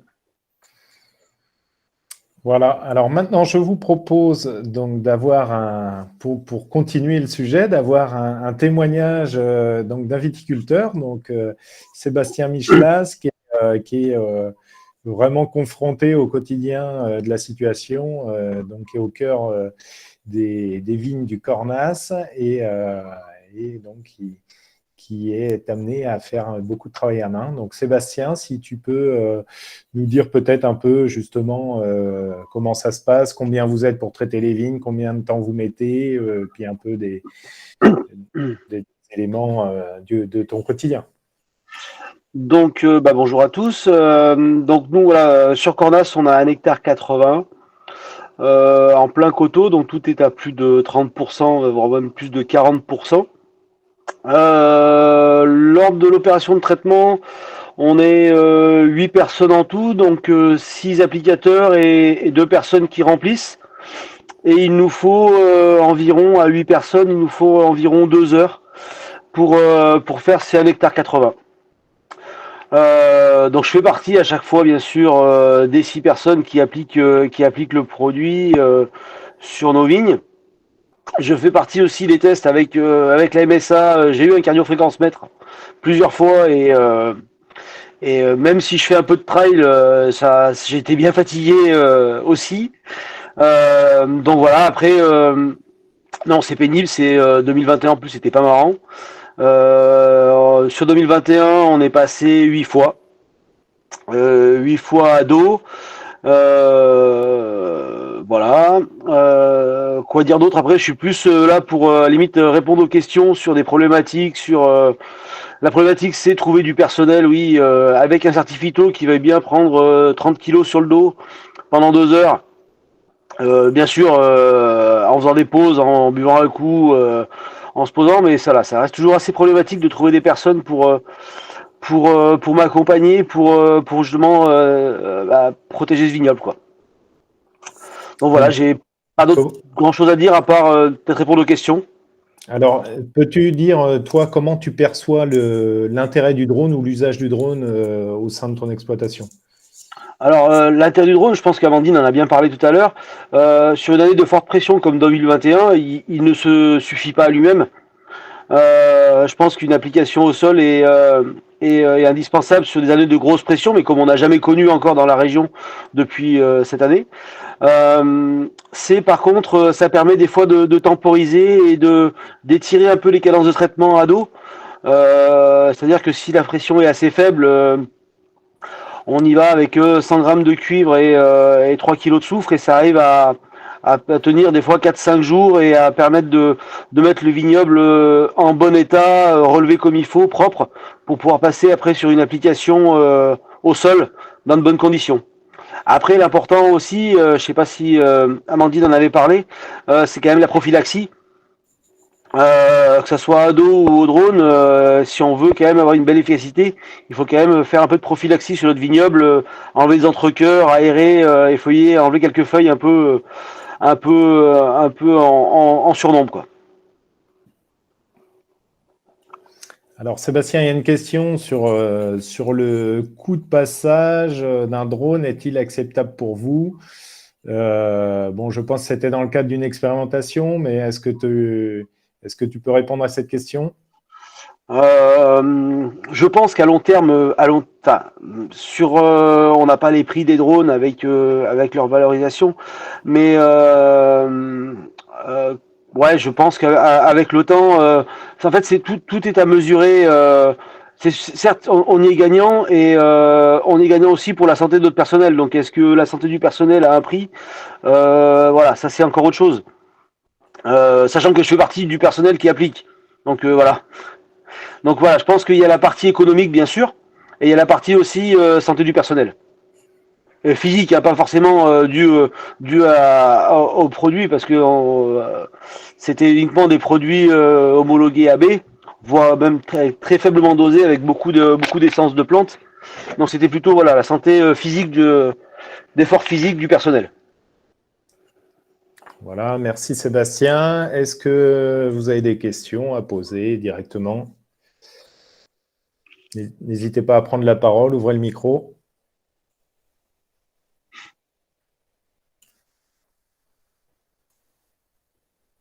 Bon, ben, on va enchaîner sur la suite qui va permettre de justement avoir un peu plus de notions techniques et des éléments un peu chiffrés pour pouvoir envisager la rentabilité de l'usage du drone. Donc maintenant, c'est Loïc Sora de la société Drone Vision Pro AG qui va relater son expérience donc sur les expérimentations qu'il a fait au sein de la vallée du Rhône et du Beaujolais. Donc Loïc, c'est à toi. Tu peux. Oui, bonsoir à tous. C'est bon, le PowerPoint est en plein écran, c'est bon? Non. Non, alors attendez. Il faut que tu ouvres le diapo déjà et après tu partages le. Alors. faire ça. Non, j'y arrive pas. Alors, attends. Tu arrêtes la présentation, tu te mets en mode diapo et tu repartages en choisissant la fenêtre du diapo.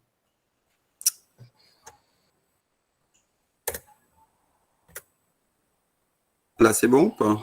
On va pas arrêter là. C'est bon pour tout le monde là ou pas? Je vois pas. Non, c'est pareil, mais tu peux enchaîner comme ça, sinon. Ouais. Donc bonsoir à tous, je suis Loïc Sora, donc le fondateur dirigeant de la société Drone Vision Pro AG, qui a donc participé au test d'épandage donc sur 3 ans dans l'Ardèche et le Beaujolais. Donc la photo de présentation, la première, donc c'était chez Sébastien Michelas justement, sur les couteaux de Cornas. Alors attends, hop.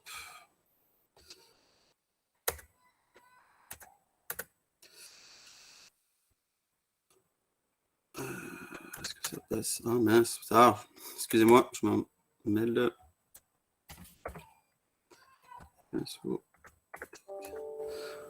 Donc la seconde diapo, c'est bon, tout le monde est sur la seconde diapo? Je vois pas moi en fait. Hein, mais...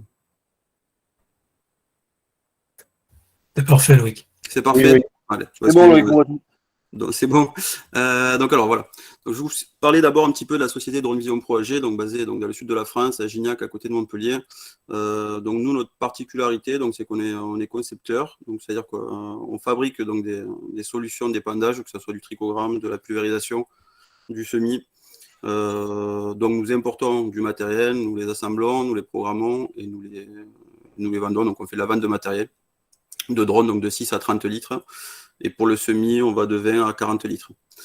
Donc nous sommes aussi présents sur les prestations agricoles. Donc en prestations agricoles, donc nous sommes bien entendu présents sur la pulvérisation par les essais effectués sur les 3 ans.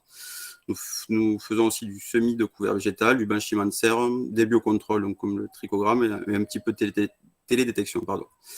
Nous avons aussi un centre de recherche et développement. Donc nous sommes équipés d'imprimantes 3D, des coupes laser, un petit peu d'appareillage pour fabriquer nos charges utiles et nos nouveaux outils d'épandage ou de solutions agricoles.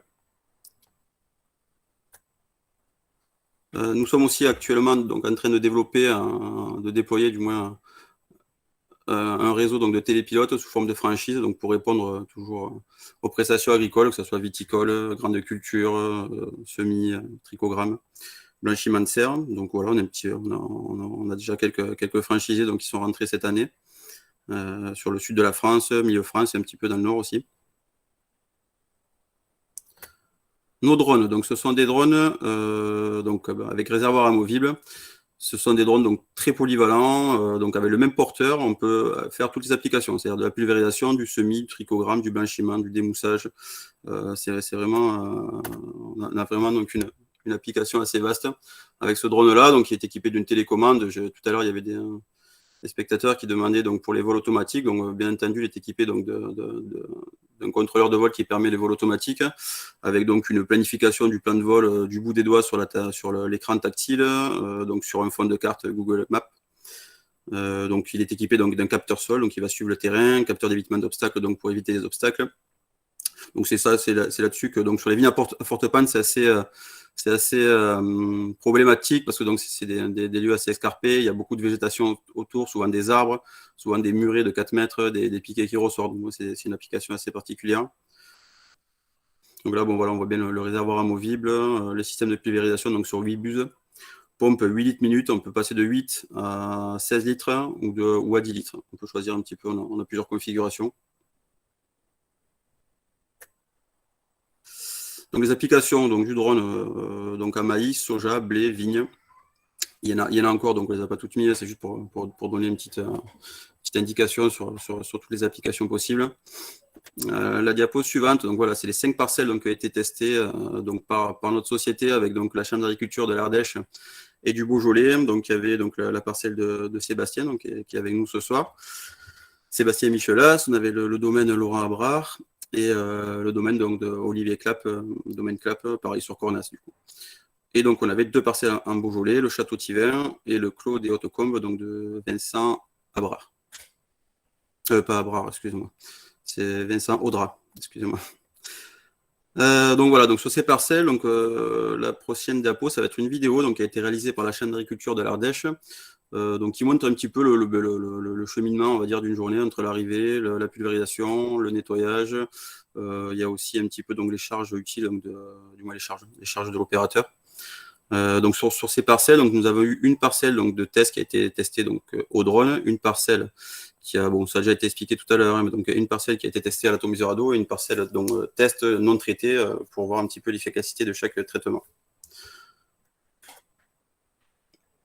Donc je vais passer à la vidéo, je vais la commenter en même temps.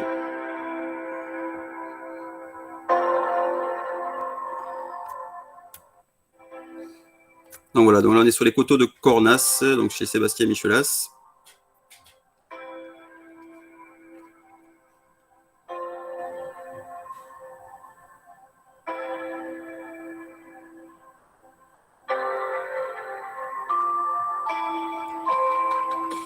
Donc voilà, ça c'était, je pense, lors des premiers passages. Donc la végétation est quand même encore basse.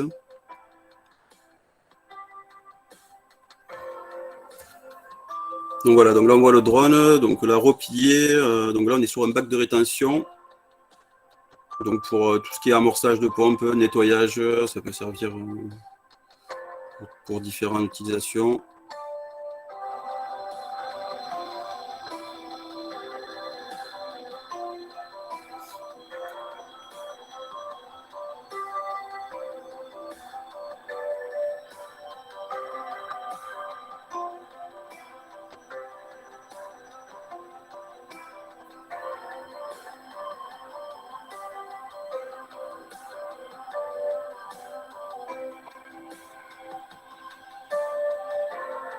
Donc là, on voit le drone donc, qui décolle en automatique. Il va se positionner donc, sur la parcelle test donc, qui avait été délimitée auparavant, donc qui était un petit peu plus basse que le haut de la vigne. Donc voilà, le drone part, il se met sur sa première ligne de pulvérisation, il démarre, et puis voilà. Après, donc là, il est en mode automatique, c'est-à-dire qu'en fin de branche, il va couper sa pulvérisation, changer de voie, et descendre automatiquement sur l'autre bande de passage. Voilà. Alors, la vidéo saccade un petit peu. On dirait qu'il va drôlement vite quand même, hein. Tu peux peut-être préciser les vitesses d'avancement. Donc, sur les vitesses, on était sur 3 mètres secondes en pulvérisation. Donc là, on voit bien que le produit est un petit peu bleu. C'est des colorants dedans qu'on mettait donc, justement pour avoir des contrôles visuels, on va dire, sur la végétation.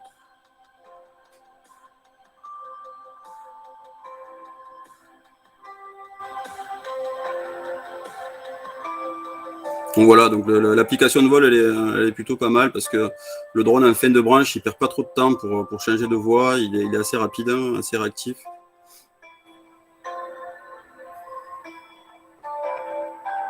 Voilà, donc après retour au point de décollage, donc il peut se faire de deux façons, soit en manuel si on veut gagner un petit peu de temps, soit on peut le faire, donc là en l'occurrence on l'a laissé revenir en automatique.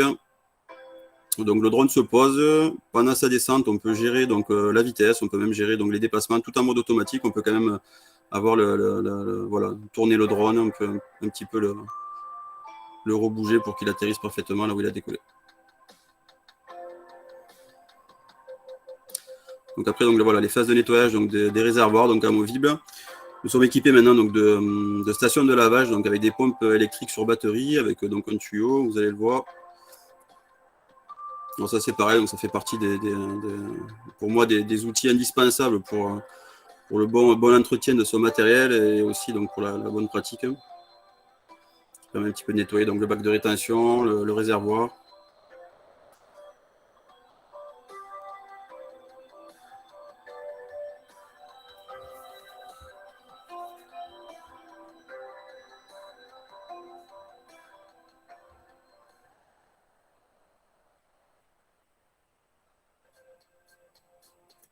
Oh, mince, j'ai coupé, excusez-moi.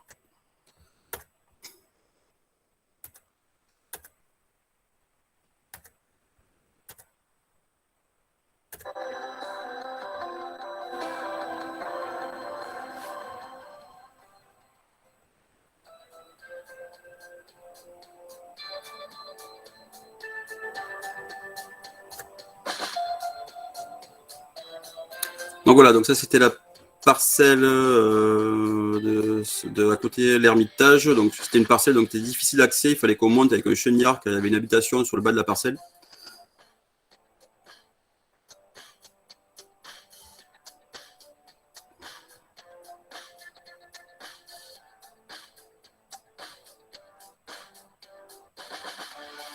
Donc voilà, donc ça c'était les tests donc, à l'effort, les tests d'exposition à l'opérateur, donc ce qu'a parlé tout à l'heure Laurent.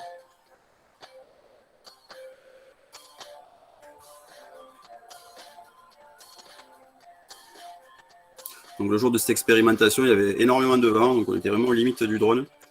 On a quand même réussi à faire les essais malgré tout.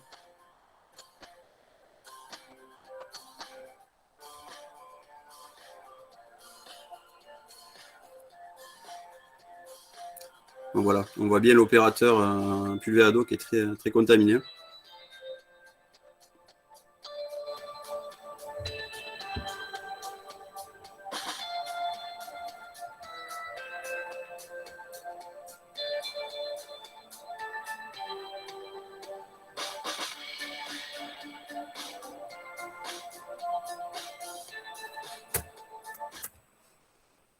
Donc voilà, ben, j'en terminerai là.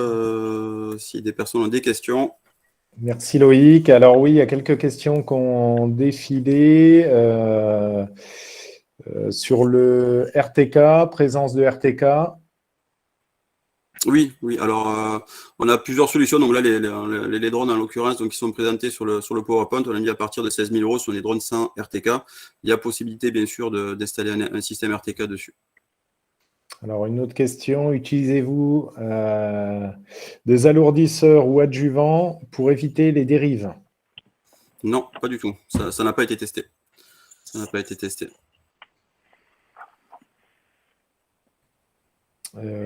Arrivez-vous à une bonne qualité de pulvé avec ce type de buse? Car sur la vidéo, la végétation est au début. Vous utilisez toujours le même type de buse suivant la densité de végétation? Oui, alors en l'occurrence, toute la campagne, on a utilisé la même qualité de buse du début à la fin, et c'était satisfaisant donc, sur les résultats. Donc, avec le même type de buse du début à la fin. Ouais. Encore une question. Vos drones de 30 litres réussissent-ils à vider la totalité de leur réservoir avec une batterie? Oui, tout à fait. Tout à fait, tout à fait. Donc, ils sont équipés donc, de batteries 28 000 mAh.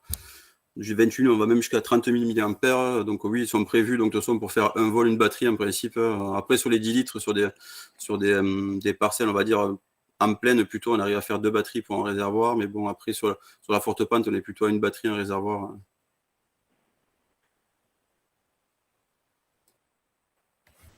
Tu voulais dire peut-être 2 réservoirs pour une batterie? Oui, c'est ça. En pleine? Qu'est-ce que j'ai dit? J'ai pas dit ça? Deux batteries pour un réservoir. Non, oui, 2 réservoirs pour une batterie, excusez-moi. Quel temps de vol avec le 30 litres? Alors, sur tous les drones, en général, tout ce qui est drone de pulvérisation, donc type gros porteur, que ce soit de la pulvée, du semi ou quoi que ce soit, on varie entre 10 et 15 minutes maximum. On ne dépasse jamais, très rarement les 15 minutes, c'est vraiment très très rare. Donc oui, ça varie entre 10 et 15 minutes. Dans tous les cas, on arrive à appliquer le réservoir avec une batterie. Donc, moteur thermique sur les drones, oui, c'est possible. Alors, ça va peut-être être testé bientôt chez nous. Bon, par contre, ce qui dérange un petit peu, c'est le côté bruyant de ces drones-là, qui sont quand même assez bruyants. Bon, alors, il y a beaucoup de questions sur la partie technique. Alors, la partie Sora, Arnaud va l'aborder juste après. Donc, ça, on va répondre. Et pour les autres questions sur les drones, je vous invite à contacter directement donc, Loïc Sora. Toutes les coordonnées des intervenants seront communiquées à la fin. Donc, vous pourrez leur poser les questions en direct. Ça permettra de tenir le timing qui est très serré. Bonne soirée. Merci Loïc. Alors maintenant, retour d'expérience. Donc, Arnaud Verzelletti, donc société Simdrone basée en Champagne, en Haute-Marne précisément. Arnaud, je te laisse prendre la main. Loïc, tu peux peut-être te déconnecter. Et Arnaud, tu prends la main pour présenter le travail que tu as réalisé en termes de pulvée. Merci Henri pour la présentation. Bonsoir à toutes et à tous. Un grand plaisir de pouvoir partager cette expérience. Donc, expérience sur 2 saisons. En 2020, on a commencé les premiers essais avec le T16 et ensuite on a fait une saison complète en 2021 avec un T20, donc en Champagne. Je vois qu'il y a une main qui se lève. Je garde la parole, Henri, ou par politesse? Ouais, fais. Alors, j'ai pas vu qui a levé la main, mais c'était peut-être une erreur parce que ça a pu l'air coché. Bon. Tu fais la présentation, on fera un question-réponse enfin.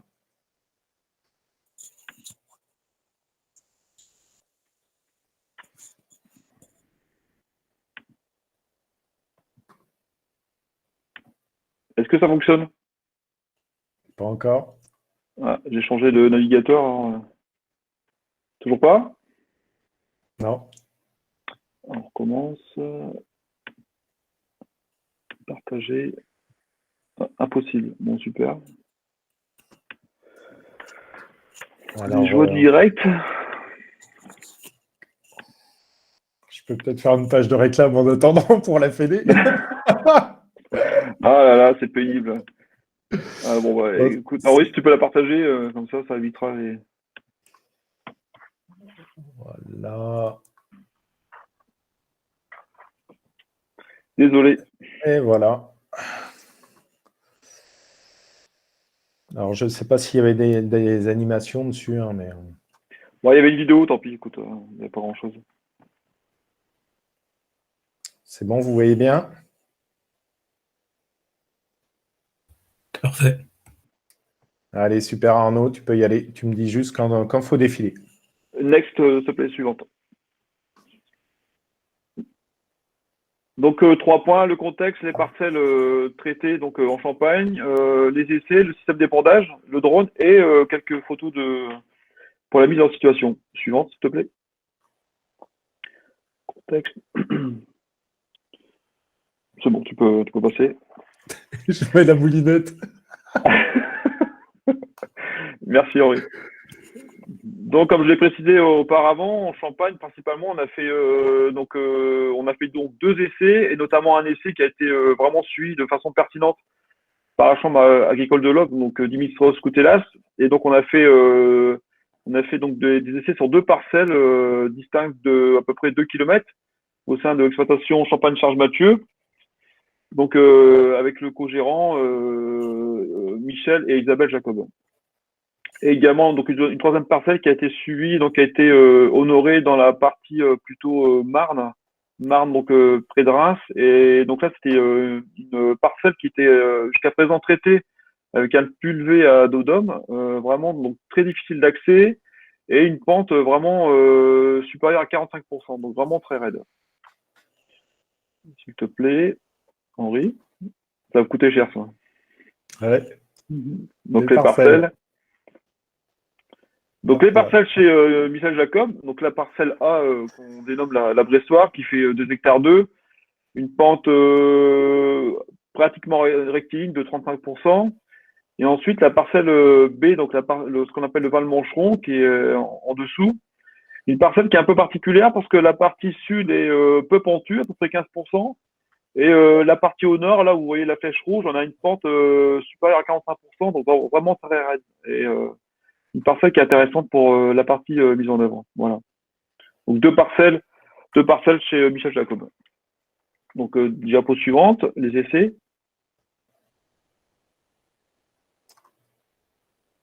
Ouais, je confirme que le PDF c'est pas terrible. Donc là, pour réaliser les essais, on a mis en place donc, tout un protocole, donc notamment Dimitri de la Chambre, avec donc comme vous pouvez le voir plusieurs blocs. Des blocs donc biocontrôle, des blocs donc des témoins non traités et ainsi qu'en bleu donc ce qu'on appelle des blocs en conventionnel, donc cuivre et soufre. Donc des parcelles bien séparées en mettant donc 2 bandes de témoins non traités. Donc toute la saison, Dimitri a procédé à des relevés au sein de ces parcelles. Diapo suivante, s'il te plaît Henri. Donc là, rapidement, les produits qui ont été appliqués, si vous le souhaitez, je peux vous faire passer le compte-rendu des essais qui ont été envoyés à la DGAL et ensuite à l'ANSES. À savoir que pour toute la saison, on a respecté le même volume d'eau, à savoir 100 litres par hectare. On a également respecté donc la buse Lechler IDK 90, qui est une buse anti-dérive, qui a la particularité de faire donc plutôt des gouttelettes de taille importante, contrairement à des buses classiques. Mais là, en fait, si vous voulez, on a vraiment privilégié, priorisé la partie dérive. Diapo suivante, s'il te plaît, Henri. Donc le système d'épandage, on va arriver sur les choses plus techniques. Donc là, vous avez le T20 de chez DJI, donc DJI qui est aujourd'hui le numéro 1 mondial, il n'est pas présenté. DJI, pour information, c'est entre juin et septembre 2021, c'est 60 000 drones vendus agricoles, 60 000 drones agricoles vendus dans le monde. Donc il commence à avoir une certaine expertise. Durant toute la saison, je n'ai eu aucun problème avec ce drone, même pas un bouchage de système d'épandage. Simplement sur le T16, en tout début de saison, avant que la saison débute, là j'ai eu un problème de radar. Bon, c'était simplement une calibration, mais bon, la calibration elle est faite par DJI et ça a occasionné donc un renvoi chez le constructeur qui a donc généré une perte à peu près de 2 mois et demi. Donc sur ce drone, en revanche, j'ai jamais eu 59 999. Donc j'ai jamais eu aucun problème de fiabilité sur cette machine, je tiens à signaler. Donc c'est une machine équipée de 4 fois 2 buses, donc de 4 pompes indépendantes, avec donc une pompe qui alimente à chaque fois une sortie, avec également donc un bac, donc un réservoir extractible de 20 litres, et également une batterie qui est interchangeable également donc en style valisette. Quand le drone, en fait, donc quand le réservoir du drone est vide, le drone s'arrête, il revient seul automatiquement à son point de décollage. Donc il suffit simplement de le poser. Donc ça, c'est l'action que je lui demande de réaliser moi-même. Le changement de bidon batterie prend moins de 30 secondes et après il repart de façon autonome à son dernier point et continue sa mission. Donc le poids au décollage fait 47 kg et bien évidemment il a un suivi de terrain grâce au radar qui est en dessous. Vous voyez la grosse boule qui est en dessous, donc il y a 2 fonctions, détection d'obstacles. Donc un obstacle quand même de 1 cm à 15 mètres et également donc de faire un suivi de terrain. Pour les spécialistes, en gros, il reconstitue un nuage de points en temps réel. Voilà. Et donc bien évidemment, pour avoir un positionnement parfait, le mieux, c'est de positionner en RTK. Donc je le montrerai juste après sur la diapo. Donc il suffit de cartographier avec un drone, donc le Phantom 4 RTK. On importe toutes les photos dans DJI Terra, on reconstitue la parcelle, on génère un plan de vol. Et ensuite, le plan de vol, on l'importe dans le drone. Et après, donc, ça permet d'avoir toute la saison, j'ai bien toute la saison, parce que bon, j'ai fait plusieurs essais avec ce système donc Orphéon. Donc, il suffit de mettre une carte SIM dans la radiocommande. Et également, donc, avec une canne GPS RTK de chez DJI. En revanche, avec la canne GPS de chez DJI, j'ai eu parfois des petits décalages de 50 cm, voire 80 cm. Mais le seul système qui est vraiment pertinent, c'est la puce Orphéon mise dans la radiocommande. Voilà. Ça permet d'avoir à chaque fois un positionnement parfait. Henri, la diapo suivante, s'il te plaît, pour simplement expliquer le fonctionnement. Donc, vous voyez à votre gauche le Phantom 4 RTK qui va donc cartographier la parcelle. On importe dans Terra, on génère donc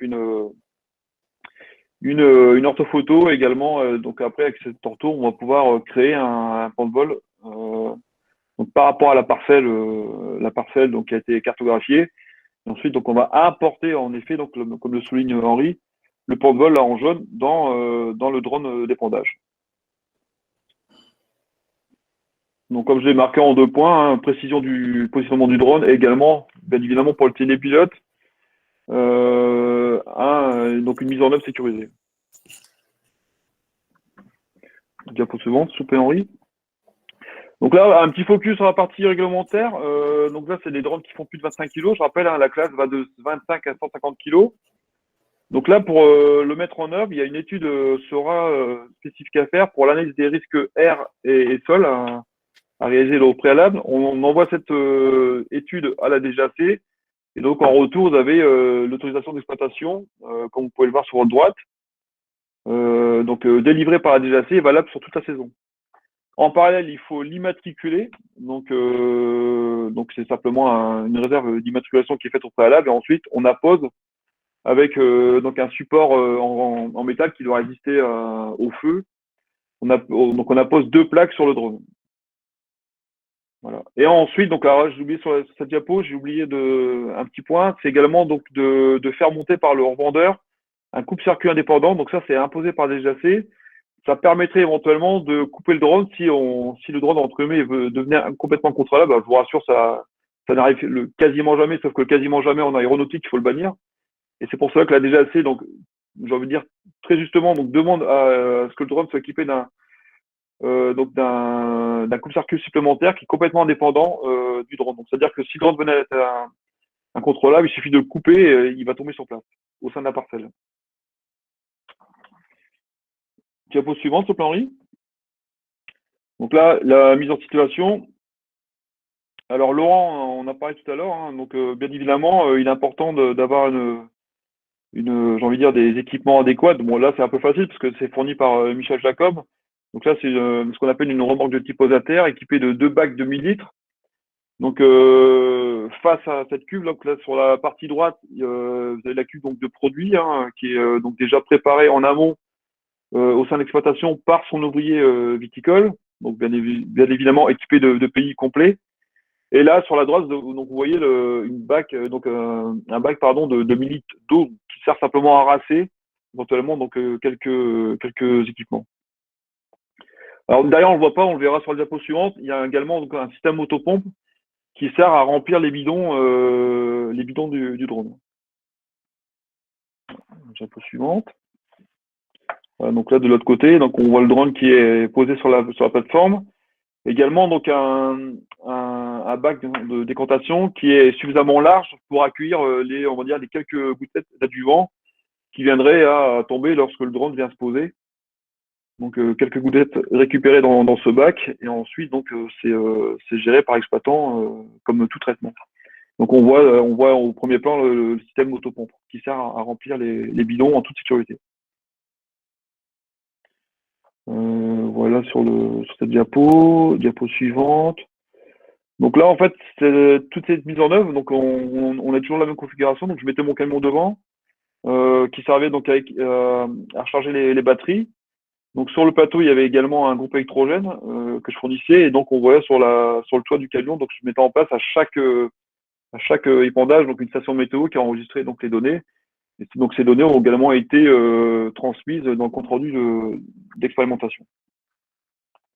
Donc là en contrepartie donc l'aparté donc c'est le T20 qui est au décollage. Voilà, ensuite, voilà quelques photos du drone en train d'évoluer. Et malheureusement, on n'aura pas la vidéo. Bon, tant pis. Si certains ou certaines personnes souhaitent des vidéos, hein, avec grand plaisir, je les partagerai. Voilà, donc j'en ai terminé avec ma présentation. Donc, comme l'avait demandé Henri succinct, j'ai tenu le chrono, Henri. Ouais, nickel.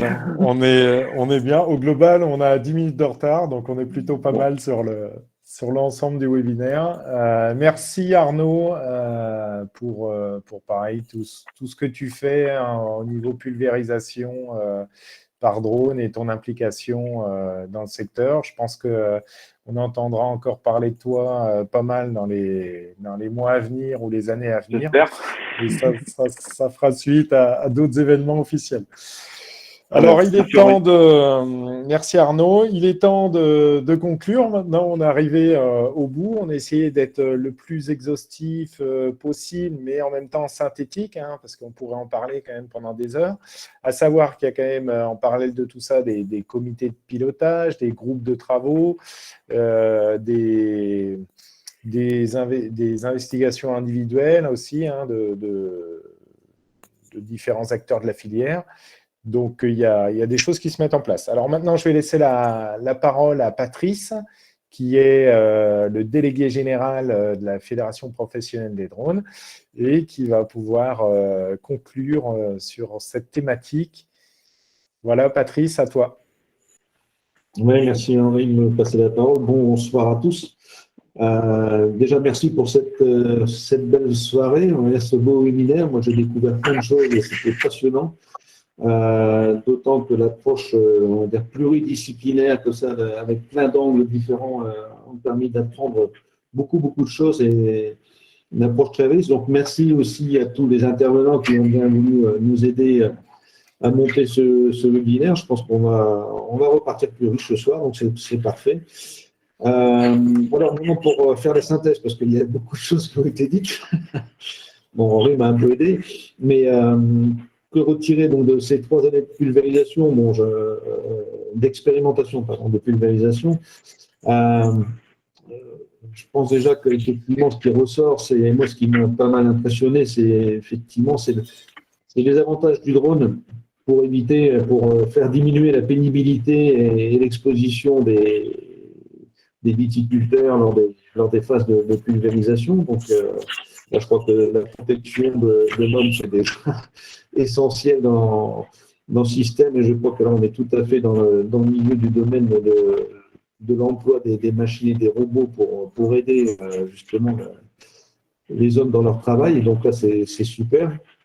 La baisse du risque d'accident, effectivement, et puis l'efficacité, malgré tout, du drone, même s'il y a encore des progrès à faire, et vous l'avez tous dit et reconnu, effectivement, on est quelque part qu'au début du process, mais malgré tout, on peut voir qu'il y a quand même effectivement des belles pistes de progression et vraiment un travail très très intéressant à tirer de ces machines.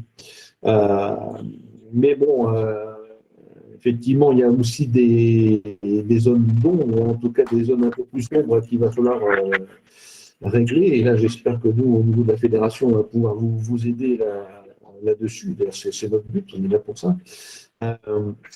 C'est effectivement donc la nécessité de formation pour les télépilotes. Donc c'est effectivement l'intervention de telle machine dans les parcelles. Ça ne peut pas se faire forcément uniquement par le biais des viticulteurs. Il faudra effectivement qu'il y ait une population de télépilotes et de constructeurs de drones qui soient derrière pour pouvoir faire fonctionner tout ça.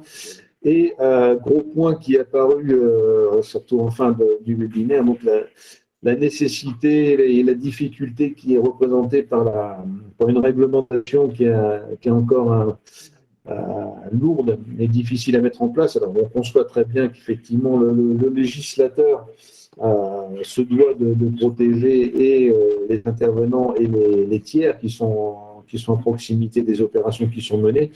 Mais on se rend bien compte, et on le verra aussi dans d'autres domaines métiers au fur et à mesure de l'année, que on est encore dans une période où le législateur est très prudent, pour ne pas dire plus.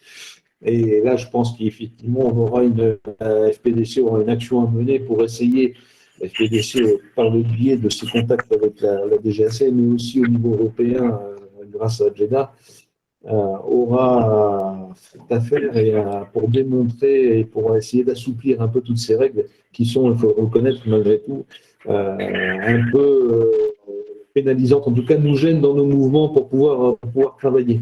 Donc on va essayer de faire évoluer ça et faire évoluer cette réglementation. Bon, on a cette chance d'être encore dans une période transitoire, une période d'adaptation qui nous permet quand même de faire encore un peu bouger les lignes, et j'espère qu'on va réussir à le faire. Donc en tout cas, voilà ce que j'avais à dire pour la conclusion.